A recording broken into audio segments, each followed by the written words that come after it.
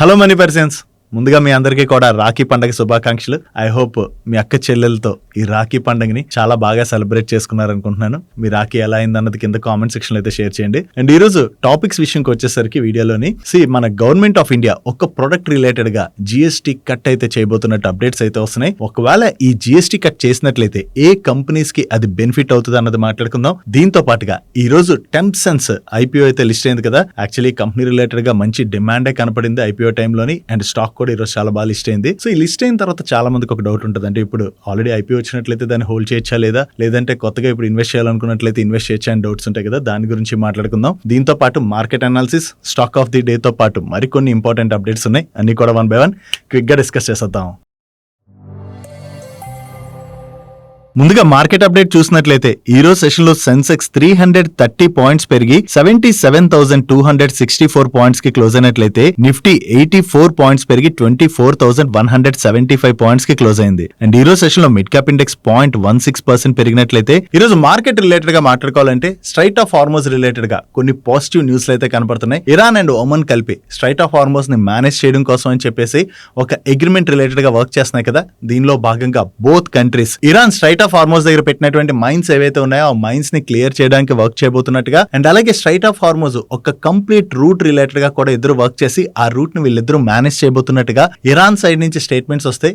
US side నుంచి కూడా similar statements ఉన్నాయి. వీళ్ళేమంటున్నారంటే already Iran strait of Hormuz లో పెట్టినటువంటి మైన్స్ అన్నిటిని కూడా యుఎస్ నేవీ అయితే తీసేసిందని, అండ్ స్ట్రైట్ ఆఫ్ హార్మోజ్ నుంచి ఆయిల్ ఫ్లో అయితే స్టార్ట్ అయింది అన్నట్టుగా యుఎస్ దగ్గర నుంచి స్టేట్మెంట్స్ వస్తున్నాయి. కాకపోతే ఇరాన్ పోర్ట్ నుంచి మాత్రం ఎటువంటి ట్యాంకర్స్ ని మేము అలౌ చేయట్లేదు, వాటిని అయితే బ్లాక్ చేసాం అన్నట్టుగా వీళ్ళ సైడ్ నుంచి స్టేట్మెంట్స్ ఉన్నాయి. ఈ రోజు మధ్యాహ్నం కూడా ఇరాన్ సైడ్ నుంచి ఎలాంటి స్టేట్మెంట్లు ఉన్నాయంటే మళ్ళీ యుఎస్ అండ్ ఇరాన్ డిస్కషన్స్ జరపాలనుకున్నట్లయితే యుఎస్ ముందుకు రావచ్చు. కాకపోతే యుఎస్ మమ్మల్ని ప్రెషర్ చేయడానికి చూడకూడదు. ఈ డిస్కషన్స్ ఎలా ఉండాలంటే ఫస్ట్ యుఎస్ మీద నమ్మకం కలిగే విధంగా యుఎస్ బిహేవ్ చేయాలి. ఆ బిహేవ్ చేసి మాతోని బాగా ఉన్నట్లయితే దెన్ మళ్ళీ డిస్కషన్ స్టార్ట్ చేయడం అంత ఇంపాసిబుల్ ఏమీ కాదు అన్నట్టుగా ఇరాన్ సైడ్ నుంచి స్టేట్మెంట్స్ వస్తున్నాయి. యాజ్ ఆఫ్ నో చూసినట్లయితే ఇక్కడ ఉన్నటువంటి వార్ అయితే కొంత ఎండ్ అయిందని మనం అనుకోవచ్చు. ఇద్దరు కూడా ఒకరి మీద ఒకళ్ళు దాడులు అయితే ప్రెజెంట్ చేసుకోవట్లేదు. కొంతవరకు ఇరాన్ వెనక్కి తగ్గింది, యుఎస్ కూడా వెనక్కి తగ్గింది. బట్ స్టిల్ ఏంటంటే కంప్లీట్ సొల్యూషన్ అనేది రాలేదు ఇప్పటికి కూడా. బట్ స్ట్రైట్ ఆఫ్ హార్మోజ్ నుంచి ఆయిల్ అయితే అలౌ చేస్తాం అన్నట్టుగా వీళ్ళ సైడ్ నుంచి వస్తున్నటువంటి స్టేట్మెంట్స్ కొంత రిలీఫ్ గానే చూడాలి. సో ఇప్పుడు ఆయిల్ ఫ్లో అన్నది ఎప్పటి నుంచి ఫుల్ ఫ్లెష్డ్ గా స్టార్ట్ అవుతుంది అన్నది ఒక క్వశ్చన్ మార్క్. అది కనుక ఫుల్ ఫ్లెష్డ్ గా స్టార్ట్ అయితే మనకి ఓల్డ్ వైడ్ ఉన్నటువంటి ఎనర్జీ క్రైసిస్ అయితే తగ్గేటువంటి అవకాశం ఉంది. దీంతో పాటుగా నెక్స్ట్ వీక్ లో మన మార్కెట్ ని ఇంపాక్ట్ చేసేటువంటి ఒక థింగ్ ఈ రోజు నైట్ కి అయితే జరగబోతుంది. అదే జాక్సన్ హోల్ మీటింగ్. ఈ జాక్సన్ హోల్ మీటింగ్ లోని యుఎస్ న్యూ ఫెడ్ చైర్మన్ అయినటువంటి కెవిన్ వార్ష్ ఎవరైతే ఉన్నారో ఈసారి యుఎస్ ఎకానమీ రిలేటెడ్ గా, ఇన్ఫ్లేషన్ రిలేటెడ్ గా అండ్ ఇంట్రెస్ట్ రేట్స్ రిలేటెడ్ గా ఎటువంటి స్టేట్మెంట్స్ చేస్తారని చెప్పి గ్లోబల్ మార్కెట్స్ అన్ని కూడా వెయిట్ చేస్తున్నాయి. దానికి కారణం ఈయన యుఎస్ న్యూ ఫెడ్ చైర్ అయిన దగ్గర నుంచి ఇప్పటి వరకు ఫార్వర్డ్ గైడెన్స్ అయితే ఇవ్వలేదు. అట్లీస్ట్ ఈసారైనా ఈయన మాట్లాడతారా లేదా అన్నది మనం చూడాలి. సో ఈయన దగ్గర నుంచి ఏదైనా నెగిటివ్ స్టేట్మెంట్స్ కనుక వచ్చాయనుకోండి, అంటే ఇంట్రెస్ట్ రేట్స్ పెంచుతాం, ఇన్ఫ్లేషన్ అయితే కంట్రోల్ చేయడానికి ఆ ఇంట్రెస్ట్ రేట్ హైక్ కూడా త్వరలోనే తీసుకుంటాం అని ఏమైనా స్టేట్మెంట్స్ వచ్చినట్లయితే డెఫినెట్ గా దాని యొక్క ఇంపాక్ట్ మనం మార్కెట్ పైన కాదు, ఈవెన్ గోల్డ్ పైన కూడా పడేటువంటి అవకాశం ఉన్నదన్నది గుర్తుపెట్టుకోవాలి. సో ఈ రోజు నైట్ కి ఆయన స్పీచ్ చాలా ఇంపార్టెంట్. దీనిలో ఏమైనా ఇంపార్టెంట్ స్టేట్మెంట్స్ మీరు తెలుసుకోవాల్సి ఉన్నట్లయితే వెంటనే మీకు మన టెలిగ్రామ్ ఛానల్లోని అండ్ అలాగే వాట్సాప్ ఛానల్లోని షేర్ చేస్తాం. ఫాలో అవుట్లైనట్లయితే ఫాలో అవడానికి ప్రయత్నించండి. Both Telegram and WhatsApp channel links ఈ వీడియో డిస్క్రిప్షన్ లోను, కింద కామెంట్ సెక్షన్ లో ఫస్ట్ కామెంట్ లోను పిన్ చేసి ఉంచుతాను. డైలీ మార్కెట్ రిలేటెడ్ ఉండే ఇటువంటి ఇంపార్టెంట్ ఇన్ఫర్మేషన్ ని మీకు డీటెయిల్ గా షేర్ చేయడానికి మన టీం పెడుతున్నటువంటి ఎఫర్ట్స్ కనుక వీడియో చూస్తున్న ఏ పాయింట్ ఆఫ్ టైం లైనా మీకు హెల్ప్ఫుల్ అయినట్లయితే మన వీడియోని మర్చిపోకుండా లైక్ చేయడానికి ప్రయత్నించండి. నెక్స్ట్ త్వరలోనే గవర్నమెంట్ ఆఫ్ ఇండియా ఒక ప్రొడక్ట్ పైన జిఎస్టీ కట్ చేయొచ్చు అన్నట్టుగా మింట్ వాళ్ళు ఒక ఆర్టికల్ పబ్లిష్ చేశారు. దీని రిలేటెడ్ గా ఆల్రెడీ గవర్నమెంట్ కూడా డిస్కషన్స్ జరుపుతుందని చెప్పి వీళ్ళు షేర్ చేస్తున్నారు. అదే mobile phones. Actually mobile phones related గా మనం మాట్లాడుకోవాలంటే మెమొరీ చిప్ ప్రైసెస్ ఎప్పటి నుంచి అయితే పెరిగాయో అక్కడి నుంచి ప్రతి ఒక్క మొబైల్ కంపెనీ కూడా వాళ్ళ మొబైల్ ప్రైస్లు అయితే పెంచేయడం జరిగింది కదా. సో ఈ మొబైల్ కాస్ట్ ఇంతలా పెరిగిపోవడం వలన మొబైల్స్ రిలేటెడ్ గా డిమాండ్ అయితే తగ్గింది. ఇప్పటి వరకు మన కంట్రీలో చూసినట్లయితే లాస్ట్ ఫ్యూ ఇయర్స్ నుంచి కంటిన్యూస్ గా మొబైల్ మ్యానుఫ్యాక్చరింగ్ కావచ్చు, మొబైల్ ఎక్స్పోర్ట్స్ కావచ్చు, ఈవెన్ మన కంట్రీలో మొబైల్ సేల్స్ కావచ్చు పెరుగుతానే ఉన్నాయి. ఈ మొబైల్ ఇండస్ట్రీలో ఏదైతే స్లో డౌన్ కనపడుతున్నదో దాన్ని మళ్ళీ తిరిగి పెంచడానికి, అంటే మొబైల్ సేల్స్ పెంచడం కోసం అని చెప్పి గవర్నమెంట్ ఆఫ్ ఇండియా ఈ మొబైల్స్ పైన ఉన్నటువంటి 18% జిఎస్టీ ఏదైతే ఉన్నదో దాన్ని కట్ చేయడానికి ప్రయత్నిస్తున్నట్టుగా ప్రీవియస్ గానే ఇండస్ట్రీ 5% కి జిఎస్టీ కట్ చేయాలని చెప్పి రిక్వెస్ట్ చేసిందని. సో ఇప్పుడు గవర్నమెంట్ దీని రిలేటెడ్ గా డిస్కషన్స్ అయితే జరుపుతున్నదని చెప్పి మింట్ వాళ్ళు ఆర్టికల్ పబ్లిష్ చేయడం జరిగింది. దీని రిలేటెడ్ గా జిఎస్టీ కౌన్సిల్ డిస్కషన్స్ జరిపి త్వరగా మొబైల్స్ పైన ఉన్నటువంటి జిఎస్టీని గనక కట్ చేసినట్లయితే కన్స్యూమర్స్ కి అది బిగ్ రిలీఫ్. అంటే మొబైల్ ప్రైసులు తగ్గుతాయి కాబట్టి ఇప్పుడు మళ్ళీ ఎవరైనా కొత్తగా మొబైల్ కొనుక్కోవాలంటే కొనుక్కోవచ్చు. దానివల్ల ఏం జరుగుతుంది, మళ్ళీ మొబైల్స్ రిలేటెడ్ గా డిమాండ్ అన్నది పెరుగుతుంది. సో డిమాండ్ పెరిగింది అనుకోండి, దానివల్ల మొబైల్ కంపెనీస్ కి అండ్ అలాగే ఈ మొబైల్ మ్యానుఫ్యాక్చర్స్ అంటే కాంట్రాక్ట్ మ్యానుఫ్యాక్చర్స్ ఉన్నారు కదా, లైక్ డిక్సన్ టెక్నాలజీస్ కావచ్చు, అంబర్ ఎంటర్ప్రైజెస్ కావచ్చు, ఇంకా various other contract manufacturing companies ఏవైతే ఉన్నాయో వాటన్నిటికీ కూడా ఇది మనం బిగ్ బెనిఫిట్ కింద చూడాలి. కాకపోతే దీని రిలేటెడ్ గా ఇప్పటి వరకు గవర్నమెంట్ నుంచి ఎటువంటి క్లారిఫికేషన్ కూడా రాలేదు. చూడాలి, త్వరలో గవర్నమెంట్ దగ్గర నుంచి ఏదైనా క్లారిఫికేషన్ వస్తుందేమో. నెక్స్ట్ టెన్సెన్స్ ఐపీఓ రిలేటెడ్ గా మాట్లాడుకోవాలి. యాక్చువల్లీ ఈ కంపెనీ ఐపీఓకి వచ్చినప్పుడే ఐపీఓ రిలేటెడ్ గా చాలా మంచి డిమాండ్ అయితే కనపడింది కదా. మన ఛానల్లో కూడా ఈ ఐపీఓ రిలేటెడ్ గా డీటెయిల్ వీడియోను ఆల్రెడీ రికార్డ్ చేసి రిలీజ్ చేసాం కూడా. ఈ కంపెనీ రిలేటెడ్ గా అంత డిమాండ్ కనపడడానికి రీజన్ ఏంటంటే వీళ్ళకి పియర్ గ్రూప్ కంపెనీస్ అయితే లేవు, అంటే లిస్టెడ్ స్పేస్ లో పియర్ గ్రూప్ కంపెనీస్ అయితే లేవు. అండ్ అంతే కాకుండా వీళ్ళు మ్యానుఫ్యాక్చర్ చేసేటువంటి ప్రొడక్ట్స్ ఏవైతే ఉన్నాయో ఈ ప్రొడక్ట్స్ మనకి ఏరోస్పేస్, డిఫెన్స్, సిమెంట్, స్టీల్ తో పాటుగా వేరియస్ అదర్ ఇండస్ట్రీస్ లో యూజ్ చేస్తుంటారు. ఆ ప్రొడక్ట్స్ ఏంటి, వాటి యూజెస్ ఏంటి, ఇండస్ట్రీలో ఎక్కడ యూజ్ చేస్తారు, అవన్నీ కూడా ఈ వీడియోలో అయితే మీకు ఎక్స్ప్లెయిన్ చేశాను. ఒకవేళ మీరు ఎవరైనా మిస్ అయితే అవన్నీ చూడొచ్చు. దీనికి పియర్ గ్రూప్ కంపెనీస్ లేకపోవడం అండ్ వీళ్ళ ప్రొడక్ట్స్ కి మంచి డిమాండే మార్కెట్ లో ఉండడంతో మనకి ఐపీఓ రిలేటెడ్ గా డిమాండ్ బాగా కనపడింది, చాలా ఓవర్ సబ్స్క్రైబ్ అయింది. అండ్ ఈ రోజు సెషన్ లో ఐపీఓ కూడా చాలా స్ట్రాంగ్ గా లిస్ట్ అయింది. వీళ్ళ ఐపీఓకి వచ్చినటువంటి ప్రైస్ తో మనం కంపేర్ చేస్తే ఆల్మోస్ట్ 100% అబోవ్ ప్రైస్ లోనైతే స్టాక్ లిస్ట్ అయ్యి దాని తర్వాత కొంత అయితే కరెక్ట్ అయింది. ఇప్పుడు చాలా మందికి ఒక డౌట్ ఉంది, అంటే ఇప్పుడు కొత్తగా ఎవరైనా ఇన్వెస్ట్ చేయాలనుకున్నట్లయితే ఈ కంపెనీలో ఇన్వెస్ట్ చేయొచ్చా, లేదా ఐపీఓలో పార్టిసిపేట్ చేసి ఆల్రెడీ స్టాక్ అలాట్ అయినట్లయితే ఆ స్టాక్ తో ఏం చేయాలి, ఇటువంటి డౌట్స్ ఉంటాయి కదా. వాటన్నిటి రిలేటెడ్ ఇప్పుడు మాట్లాడుకుందాం. ఫస్ట్ థింగ్, ఈ కంపెనీలో కొత్తగా ఎవరైనా ఇన్వెస్ట్ చేయాలనుకున్నట్లయితే ఒక్క క్లారిటీ ఇస్తాను మీకు. ఇక్కడ వాల్యుయేషన్స్ కంపారిజన్ ఇస్తాను చూడండి స్క్రీన్ మీద. వీళ్ళు ఐపీఓకి ఈ కంపెనీని తీసుకొచ్చినప్పుడు ఈ కంపెనీ యొక్క ఐపీఓ ప్రైస్ బట్టి మనం కంపేర్ చేస్తే వీళ్ళు 36 PE ఈ కంపెనీని ఐపీఓకి అయితే కోట్ చేశారు. అదే ఇప్పుడు మనం చూసాం అనుకోండి, లిస్ట్ అయిన తర్వాత ఆల్మోస్ట్ 70 PE అయితే రీచ్ అయిపోయింది. సో ఇప్పుడు మనకి కంపెనీ రిలేటెడ్ గా ఎంత ఆపర్చునిటీ ఉన్నా కూడా మనం వాల్యుయేషన్స్ చెక్ చేసుకోవడం కూడా చాలా ఇంపార్టెంట్ కదా. ఐపీఓకి వచ్చినటువంటి టైంలో దట్ ఈస్ డిఫరెంట్ కేస్. ఆ టైంలో మనకి ఐపీఓ అలాట్ అయింది అనుకోండి, దట్ ఈస్ ఫైన్. అలా కాకుండా ఇప్పుడు మనం కొత్తగా ఇన్వెస్ట్ చేయాలనుకున్నట్లయితే మెయిన్ ఈ కంపెనీ రిలేటెడ్ ఉన్నటువంటి కన్సర్న్ ఏంటంటే ఓవర్ వాల్యుయేషన్స్, అంటే వాల్యుయేషన్ ఎక్స్పెన్సివ్ గా మారిపోయింది. వాల్యుయేషన్ ఎక్స్పెన్సివ్ గా మారిపోయిందని చెప్పి కంపెనీ బ్యాడ్ కంపెనీ అంటే బ్యాడ్ కంపెనీ కాదు, కంపెనీ ఇస్ గుడ్ కంపెనీ. కాకపోతే మనం ఇన్వెస్ట్ చేయాలనుకున్నప్పుడు వాల్యుయేషన్స్ చూసుకుని ఇన్వెస్ట్ చేయడం కూడా చాలా ఇంపార్టెంట్. సో అందుకనే కంగారు పడిపోయి ఇప్పుడు ఇన్వెస్ట్ చేసి దానికన్నా కూడా ఇటువంటి ఇంట్రెస్టింగ్ కంపెనీస్ ని వాచ్ లిస్ట్ లో యాడ్ చేసుకుని కొంత వెయిట్ చేసాం అనుకోండి, ఒకవేళ మార్కెట్ కొంత పడినా లేదా కమింగ్ క్వార్టర్స్ లో వీళ్ళ నెంబర్స్ ఏమైనా కొంత వీక్ గా వచ్చాయి అనుకోండి, ఆ టైంలో స్టాక్ కరెక్ట్ అవ్వచ్చు కదా. స్టాక్ కరెక్ట్ అయిన తర్వాత మనకి బెటర్ వాల్యుయేషన్ గా దొరుకుతుంది కాబట్టి అప్పుడు ఎవరైనా ఫ్రెష్ గా ఇన్వెస్ట్ చేయాలంటే ఆ టైంలోని ఇన్వెస్ట్మెంట్ రిలేటెడ్ డిసిషన్ తీసుకోవడం అన్నది బెటర్.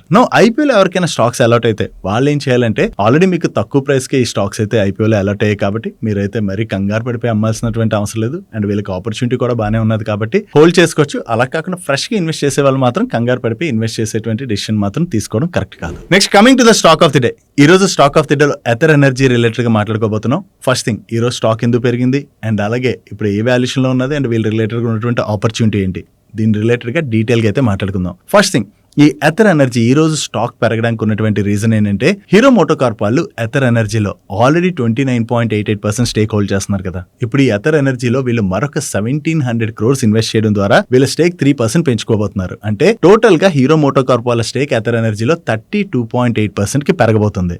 ఎథర్ ఎనర్జీలో ఈ వాల్యుయేషన్ లో కూడా ఆల్మోస్ట్ హీరో మోటోకార్ప్ వాళ్ళు మరొక 3% స్టేక్ పెంచుకుంటున్నారంటే ఆబ్వియస్ గా మార్కెట్ దాన్ని పాజిటివ్ గానే తీసుకుంటది కదా. వీళ్ళు ఐపీఓకి వచ్చిన దగ్గర నుంచి మనం చూసినట్లయితే స్టాక్ బాగానే పెరిగింది.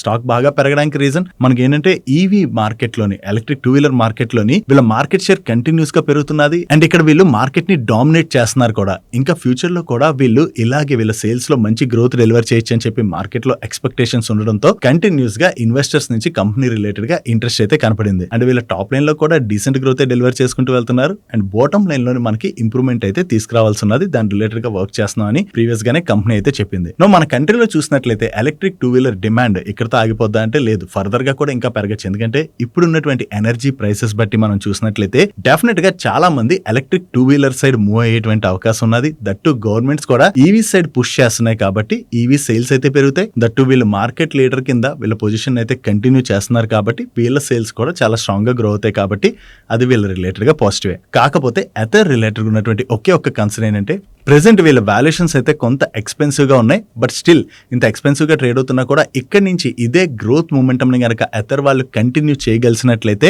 డెఫినెట్ గా స్టాక్ లో మనకి మరికొంత పాజిటివ్ మూమెంటం కనపడేటువంటి అవకాశం ఉంది. ఇక్కడ నుంచి వీళ్ళు గ్రోత్ ఎలా డెలివర్ చేస్తారన్నది మెయిన్ కంపెనీ రిలేటెడ్ గా ఇంపార్టెంట్. నెక్స్ట్ ఈ రోజు మార్కెట్ క్లోజ్ అయిన తర్వాత ఈవినింగ్ జియో ఐపీఓకి సెబీ యొక్క అప్రూవల్ అయితే వచ్చినట్టుగా వేరియస్ మీడియా ప్లాట్ఫామ్స్ రిపోర్ట్ చేస్తున్నాయి. సో సెబీ అప్రూవల్ వచ్చేసినట్లయితే త్వరలోనే జియో ఐపీఓ రిలేటెడ్ గా ఫుల్ ఫ్లెజ్డ్ డీటెయిల్స్ అయితే వచ్చేటువంటి అవకాశం ఉన్నది. యాక్చువల్లీ జియో ఐపీఓ రిలేటెడ్ గా మార్కెట్ చాలా రోజుల నుంచి ఎదురు చూస్తుంది. సో ఐపీఓ వచ్చినట్లయితే డిమాండ్ బాగానే కనపడేటువంటి అవకాశం ఉంది. ఎస్పెషల్లీ ఇప్పుడు ఐపీఓస్ రిలేటెడ్ గా మంచి బస్ కూడా కనపడుతున్నది కాబట్టి ఈ టైంలో జియో ఐపీఓ వచ్చినట్లయితే జియో ఐపీఓకి ఇన్వెస్టర్స్ దగ్గర నుంచి బాగానే డిమాండ్ కనపడచ్చు. నెక్స్ట్ మన కంట్రీ నుంచి డిఫెన్స్ ఎక్స్పోర్ట్స్ అయితే బాగా పెంచాలని చెప్పి గవర్నమెంట్ ప్రయత్నిస్తున్నది కదా.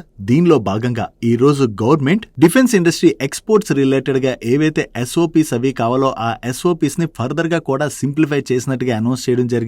దీనిలో భాగంగా ఓజీఎల్ అంటే ఓపెన్ జనరల్ ఎక్స్పోర్ట్ లైసెన్స్ ఏదైతే ఉన్నదో అది 2 years కి ఇచ్చేవారు ప్రీవియస్ గా, దాన్ని ఇప్పుడు 3 years కి గవర్నమెంట్ ఎక్స్టెండ్ చేయడం జరిగింది. అండ్ దీంతో పాటుగా ప్రీవియస్ గా 41 కంట్రీస్ కి కవరేజ్ ఉన్నట్లయితే ఇప్పుడు దాన్ని అన్ని కంట్రీస్ కి కూడా గవర్నమెంట్ ఎక్స్పాండ్ చేస్తూ అనౌన్స్ చేయడం జరిగింది. సో వీటి రిలేటెడ్ గా రూల్స్ ఏవైతే ఉన్నాయో వాటిని సింప్లిఫై చేయడం వలన మన డిఫెన్స్ కంపెనీస్ యొక్క ఎక్స్పోర్ట్స్ ఫర్దర్ గా కూడా పెరిగేటువంటి అవకాశం ఉన్నది. కాబట్టి ఇది డిఫెన్స్ కంపెనీస్ రిలేటెడ్ గా మనం పాజిటివ్ గా చూడొచ్చు. నెక్స్ట్ ఇండియా అండ్ యుఎస్ మధ్యన డిఫెన్స్ రిలేషన్షిప్ ఫర్దర్ గా కూడా స్ట్రెంథెన్ అవబోతున్నట్టుగా యుఎస్ యొక్క అంబాసిడర్ అయినటువంటి సెర్జియో గార్ ఈ రోజు ట్వీట్ అయితే చేయడం జరిగింది. ఈయన ఏమంటున్నారంటే ఇండియా యుఎస్ దగ్గర నుంచి battle tested javelin anti tank system ని బై చేయడానికి ప్లాన్ చేస్తున్నదని, దీంతో ఇండియా అండ్ యుఎస్ మధ్యన డిఫెన్స్ రిలేషన్షిప్ ఫర్దర్ గా కూడా స్ట్రెంథెన్ అవబోతున్నట్టుగా అండ్ కో ప్రొడక్షన్ పాసిబిలిటీస్ కూడా ఓపెన్ అవుతున్నాయని చెప్పి ఈయనైతే ట్వీట్ చేశారు. ఓవరాల్ గా ఇండియా అండ్ యుఎస్ మధ్యన డీల్ రిలేటెడ్ గా చాలా రోజుల నుంచి నెగోషియేషన్స్ జరుగుతున్నాయి, ఫైనల్ అయింది అంటున్నారు. బట్ ఇప్పటి వరకు దాని రిలేటెడ్ ఫుల్ ఫ్లెజ్డ్ అనౌన్స్మెంట్ అయితే రాలేదంటే డీల్ ఎప్పటి నుంచి అమలు అవుతుంది వీటి రిలేటెడ్ గా అయితే ఇంకా క్లారిటీ రాలేదు. ఫర్దర్ నెగోషియేషన్స్ అంటున్నారు కదా. సో దాని రిలేటెడ్ గా ఎప్పటికీ క్లారిటీ వస్తుంది అన్నది మనం చూడవలసి ఉన్నది. వన్స్ యుఎస్ అండ్ ఇండియా మధ్యన ట్రేడ్ డీల్ కూడా అయిపోయినట్లయితే అది మన ఎకానమీ రిలేటెడ్ గా బెనిఫిట్ కానుంది. నెక్స్ట్ ఈ రోజు సెషన్ లో మీరు అబ్జర్వ్ చేసినట్లయితే జెస్డేల్ స్టాక్ లోని చాలా పాజిటివ్ మూమెంటం కనపడింది కదా. ఈ జెస్డేల్ స్టాక్ లో ఇంత పాజిటివ్ మూమెంటం కనపడడం కారణం కోటక్ ఇన్స్టిట్యూషనల్ ఈక్విటీస్ వాళ్ళు జెస్డేల్ రిలేటెడ్ గా బై రేటింగ్ ఇచ్చి టార్గెట్ ప్రైస్ ని 1175 రూపీస్ గా ఫిక్స్ చేశారు. వీళ్ళు ఈ బై రేటింగ్ ఇవ్వడానికి చెప్తున్నటువంటి రీజన్స్ ఏంటంటే కంపెనీ యొక్క న్యూ మేనేజ్మెంట్ టీమ్ ఏదైతే ఉన్నదో అది బిజినెస్ ని టర్న్ అరౌండ్ చేయడానికి ప్రయత్నిస్తున్నదని. ఫైనాన్షియల్ ఇయర్ 26 యాక్చువల్లీ వీళ్ళు రిలేటెడ్ గా వీక్ ఫైనాన్షియల్ ఇయరే, కాకపోతే ఇక్కడ నుంచి మనం రికవరీ చూడొచ్చు. అండ్ వీళ్ళ పేయింగ్ కస్టమర్ బేస్ ఏదైతే ఉన్నదో దాన్ని కూడా మేనేజ్మెంట్ ఎక్స్పాండ్ చేయడానికి చూస్తున్నది. దీంతో పాటుగా వీళ్ళు కొత్త ప్రొడక్ట్స్ ని లాంచ్ చేయడం అండ్ అలాగే B2B సెగ్మెంట్ లోని మరింతగా వీళ్ళ బిజినెస్ ని పెనిట్రేట్ చేయడానికి ప్రయత్నించడం, వీటన్నిటితోని కంపెనీకి అది బిగ్ పాజిటివ్ అవుతుంది. దీంతో పాటు ఇవన్నీ చేయాలంటే వీళ్ళ బ్యాలెన్స్ షీట్ లో స్ట్రాంగ్ క్యాష్ అయితే ఉండాలి కదా. ప్రెసెంట్ వీళ్ళ మార్కెట్ క్యాప్ ఎంత ఉన్నదో అంత వీళ్ళ బ్యాలెన్స్ షీట్ లో రిజర్వ్స్ కూడా ఉన్నాయి. అది కూడా కంపెనీకి బిగ్ బెనిఫిట్ అవుతుంది అని చెప్పి వీళ్ళు షేర్ చేస్తూ స్టాక్ కి బై రేటింగ్ ఇచ్చి టార్గెట్ ప్రైస్ ని 1175 రూపీస్ గా ఫిక్స్ చేశారు. సో వీళ్ళ దగ్గర నుంచి ఎప్పుడైతే ఇంత పాజిటివ్ స్టేట్మెంట్స్ వచ్చాయో దాంతోనే ఈ రోజు సెషన్ లో జెస్డేల్ స్టాక్ లో మనకి పాజిటివ్ మూమెంటం కనపడింది.